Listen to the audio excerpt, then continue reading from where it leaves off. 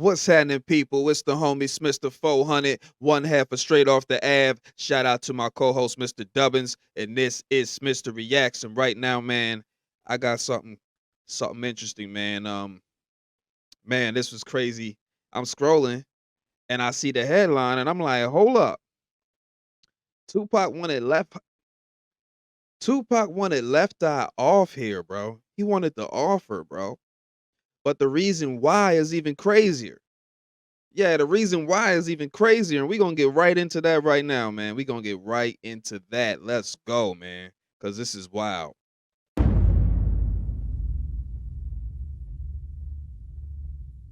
So Jamal, man, tell me about your relationship with Left Eye, man. And you seen her and Tupac go at it before, right? Tell me about that. Man, our relationship is inseparable. All right. I was 11 years old when I met Left Eye. I was in a group called Hit and Run. It was me and my brother Cy Scott and another artist by the name of C Quill, and we had a mentor at that time, manager. His name was Sean Jackson, and Sean worked at a record store, and he always told us that he knew Left Eye, but we didn't know who Left Eye was. And he played some records. I think at that time, Ain't Too Proud to Beg was out, and the Boomerang soundtrack was out, and they had a song on the Boomerang soundtrack. And one Christmas party, December 25th, 1991, she walked in the house. She had this big red hat on with a condom on her eye, and some red pants and a yellow shirt and some black boots with condoms on them. And I looked at her and I fell in love, man. I said, that's going to be my girl. Like, I was 11 years old. Hey, yo, man. Hey, yo. This guy was to the T with his descriptions of what she was wearing, bro. To the T. Like, he remembered like it was yesterday. Wow. You know it's real. Let's continue. When I knew that, I said, that's going to be my girl. And she was, you know, we danced, rapped, sung for her at that time. And I seen her get kind of bored. And she moved to the steps, and it was like a 2-story crib. So she was sitting on the steps that led upstairs. And I just grabbed her hand and said, I give you the sun, the rain, the moon, the stars, and them. You know what I mean? I start singing to her. I give you the world. I start singing this song, Ready or Not, right? And what happened to her was, man, I think I touched her heart for the simple fact that the guy that wrote that song name was Randy. And I didn't know nothing about Randy until I got older, but he had passed away. You seen Randy Rand song her the first time you met him? Yes. Rest in peace, Randy Rand. One of the greatest producers ever do it. He was Randy with Dallas and Randy recording projects with Dart. I didn't know nothing about this guy, Randy. Detroit legend. Only thing I Married knew to was Sherelle, Auntie Sherelle. Only thing I knew was I loved this song. And I sung it to her, held her hand, looked in her eyes, and that 6 days after that, I got sent off to a juvenile institution. January 1st, 1992, I was in Carson Valley, and I did some time there, and the whole time I'm keeping Left Eye in my head. I mean, it had to be like a year or something later, a little more, that I got released. And my social worker said, you got to go ahead on and go to Atlanta. Now, my guardian was there waiting on me.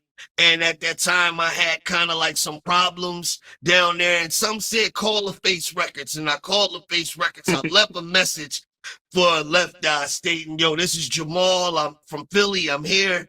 2 weeks later, she came and got me. And the first place she took me was the Coca-Cola Music Awards. And then to see Jermaine Dupri and Run DMC.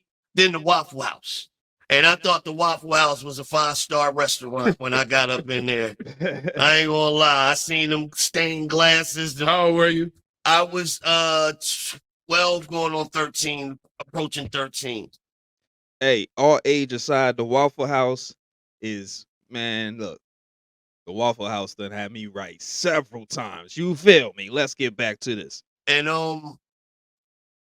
Lisa actually, she was like, I want you to meet your Uncle Tupac. And I was like, look, I ain't got no Uncle Tupac. I said, my uncle was Kevin Anton Purvis. She was like, no, it's just somebody you remind me of. I want you to. And I was like, okay. I knew of Tupac, and I was a fan of Juice. When we got to her house, which is in Windy Hill, I seen this Oakland A's hat on the bed. And I remembered the song Papa Was a Rolling Stone, wherever he lay his hat is his home. And I said, this that nigga house, right? He wasn't there, but I'm like, this that nigga house. So she gave me his number, and she had his tape strictly for my niggas. And she had a rodeo, a nice rodeo, green one, army green. And man, she loved this dude so much that her ashtray was Tupac's ashes, not dead ashes. I'm talking about blunt ashes. And nobody was allowed to put their ashes in the same ashtray that Tupac put his ashes in. I'm like, yeah, whatever. Exclusive. I would dump ashes on there. And I would call him, because she asked me to call him. And I would call him. He was staying at the Lamont Show. He said, I ain't getting no damn about that. I dumped my ashes right up in there. That is a wild one. Let's go. Hotel. And I'm like, yo, Tupac, this is Jamal. Man, I heard your records. Because he had one record, growing up as an inner city brother where every other had a pops and a mother. I was a product of an indie lover. I never knew how deep it screwed me. And since my pops never knew me, my family didn't know what to do with me. Was I somebody they despised? Curious look in their eyes as if they wonder if I'm dead or alive. My poor mama can't control me. Quit trying to save my soul. I want to roll with my homies. Right? I'm like, what? He had verses. A ticking time. Hey, Tupac is a legend, bro. A legend. You feel me? Had to say that. Let's continue, man. Let's continue, man. Bomb, can't nobody fade me, packing the 380 and feeding for Mercedes. I was like, that dude speaking about stuff that I've been through, because I just got kicked out of school for carrying a gun to school at 10. So I'm like, yo, this guy right here is awesome. And I'm telling him about his music. I'm like, yo, I love your music.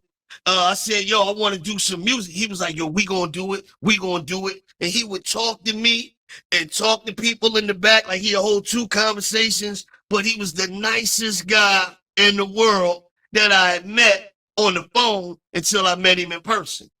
Now, when I met him in person, I didn't like him because him and my girl had an argument. Well, she wasn't arguing, he was arguing. And that night, he said to Stretch and them, he said, yo, if this bitch come near me again, shoot this bitch. I said, yo, you tripping over this nigga? Right? And when I did that, I grabbed her hand and was like, come on, let's go. And that turned me off of him right then and there. You know what I mean? But I actually... You said at the Left Eye? Huh? Yeah, he said that. But that was just because Ed Lover had put it out recently or on a blog that she had on a pair of Naughty by Nature draws or boxers, and Tupac seen that. Him and Tretch was friends. When I met Lisa and I met Tretch, they was together. You feel me? And that's my uncle to this day, Anthony Chris Trigger Tretch, Double I gang. So that was like a smack in the face for Pac, because he did love her. He seeked her out. When he went up to the face from what I'm hearing and said, what a girl to say, feel it. You know what I mean? He was talking about Lisa. Now, they both Gemini. She made 27th, June 16th. Both articulate. Both of them are poets. And they share some of the same qualities. It's just that Pac was one of them dudes that you don't cross. And like that situation had like turned him totally off. Now, at that time, I was definitely like 100% pro Left Eye. And I didn't see where he was coming from until I grew up and I had a girl. Then all the stuff he was saying, I've said worse. And it's like, here I go. How could I knock this man for how he was feeling? You know what I mean? When I felt that same way. But throughout his career and my career, I've always supported Pac. I've always I used to talk to his girl Nefertiti from, you know, when he got shot in New York.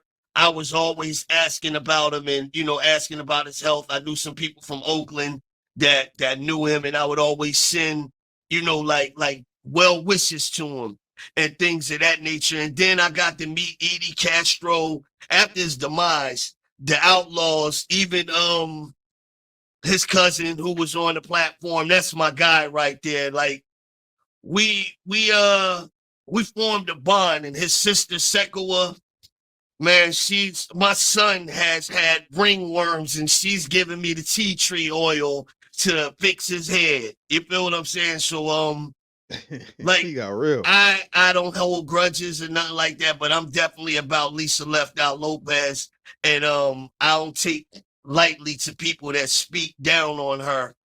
She died a little too soon. Too soon. And On like your birthday, I go visit her. She's on Hillingdale on Panola Road.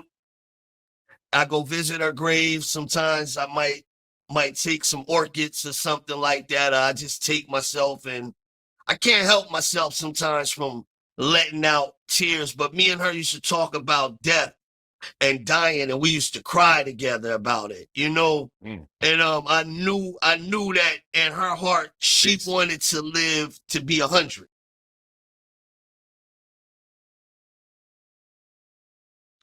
Yeah, man.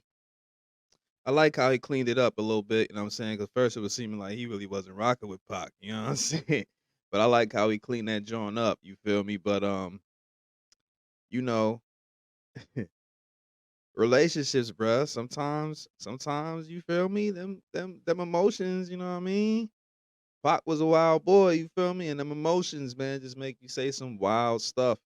Especially when it's like a situation where, you know, the chick that you trying to be with is involved with your homie type ish, or like, you know what I'm saying? Whatever you know what I mean? He felt betrayed. I feel him on that. You feel me? But yeah. How y'all feel, man? Like, share, comment, subscribe. You feel me? How y'all man, do you think that he was wrong for us saying that? I mean, it was out of pocket, allegedly. It was out of pocket. You feel me? But like the dude said, bro, sometimes in them relationships you get to arguing and y'all say some wild ish back and forth. You know what I'm saying? She'll say some wild ish, she'll say some wild ish, you feel me? And that's just how I go. But yeah, man, this has been Smitster Reacts. You know what I'm saying? And if you made it this far, you might as well go ahead and subscribe. You feel me? You don't watch the whole video. You might as well just go ahead and subscribe, watch a couple more, you know what I'm saying? Yeah, and to everybody that subscribed so far, we appreciate you. And nothing but gratitude. Thank you. Thank you very much. We out. Owie.